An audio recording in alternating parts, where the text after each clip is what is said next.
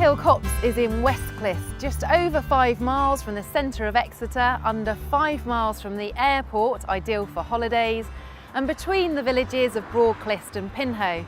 And Pinhoe station has a direct service to London Waterloo.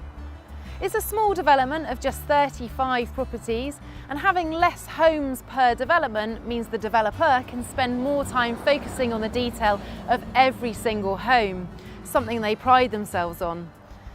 21 of the homes are bungalows, and it's the bungalows that we will be looking at today.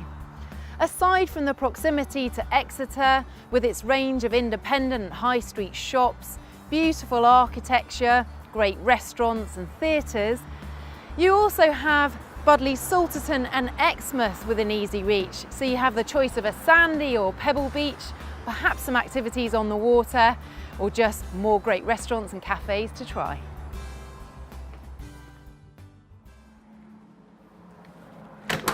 So there are 5 different house types, though all of the remaining properties have 3 bedrooms because the 2-bedroom property is already sold. And I spoke to a couple earlier who have already reserved. They said they liked the fact that the development was smaller because they felt that there would be more sense of community.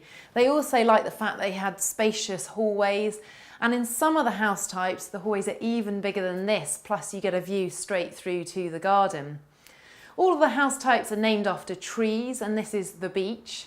And in here you have the layout with the bedrooms all along one side of the hallway. And then you go through the wide glass double doors to the open plan kitchen, living, dining room. In the kitchen you have soft close cupboard doors, big pan drawers underneath the gas hob. All of the appliances are Neff, and you have that retractable oven door. There's space for a washer dryer, and you have downlights. And although the whole space is open plan, you do have a division between the kitchen dining area and the sitting room.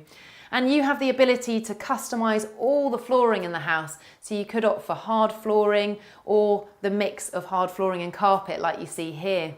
And it's really nice to have such an open, sociable space. Plus you can open those bifold doors straight out to the garden. But before we head out there, we'll have a look at the bedrooms. All of the bedrooms are a really good size, and in some of the house types, the 3rd bedroom is a double. Though in here you can see that you have an ideal study and space for a single bed, so it really depends on how many visitors you plan on having to stay. Before we reach the master bedroom, we have the bathroom. It's tiled, but you could opt to have a large mirror like they have in here, or perhaps go for a soft close cupboard under the sink.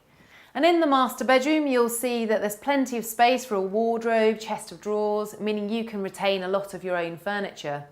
You can also keep the temperature of the bedrooms cooler than the living areas because there's a separate thermostat. And in the ensuite, as with the main bathroom, it's such a high finish. You have Duravit sanitary ware, Hansgrohe taps, and the addition of this drencher shower. Plus the en-suites are a wet room, so you don't have to step up into the shower. And it's really nice that the master bedroom overlooks the garden, and we'll head outside now and see what the outside space has to offer.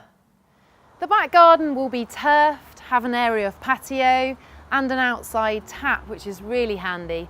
And in the front you can either have turf and a small flower bed, or have the whole thing planted with shrubs and perennials.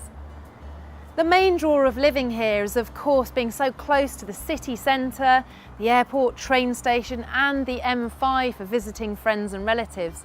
But don't forget that Exeter is just surrounded by countryside. So you have so many country pubs to frequent for lunch, you have Exmoor and Dartmoor for walking, and Exeter Quay is a lovely place to while away an afternoon. You can take a look at the antique shops, perhaps go for a boat trip or just go for a stroll.